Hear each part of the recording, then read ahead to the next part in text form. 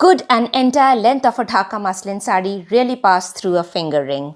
I know you have watched a lot of videos on it and you already know that muslin was transparent to the extent of being described as woven wind or running water. But what made it different from other light textiles we find today?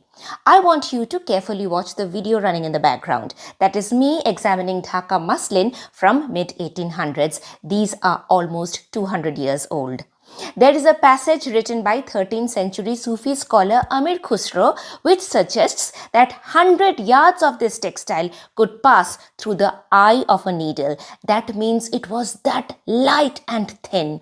Yet the same needle would not be able to pierce it because it was tightly packed with yarns. There was no space for the needle to pass through. If fewer yarns are used to weave a fabric, it is expected to be translucent because there would be more gaps in between the crisscross. The specialty of muslin was, despite being dense, it would be diaphanous. This could be achieved by using a special variety of cotton plant called Phuti Karpash that grew around Dhaka region. It produced short stapled cotton which would easily snap. Muslin tested the skill of spinners and weavers who had to work with such a delicate item.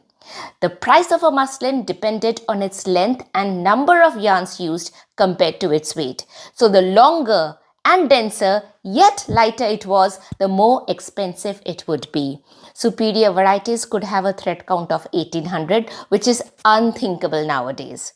More yarns usually means more weight, right? But not for this one. One of the reasons for decline of muslin was because of repeated flooding. That particular cotton plant stopped growing. In recent years, there have been efforts to cultivate them again. It has not yet been possible to completely replicate the process and success has been limited. Modern version of muslin uses standard hand-spun cotton yarns woven in handlooms. It is important to remember that they are not the exact same thing as historical muslin from Dhaka.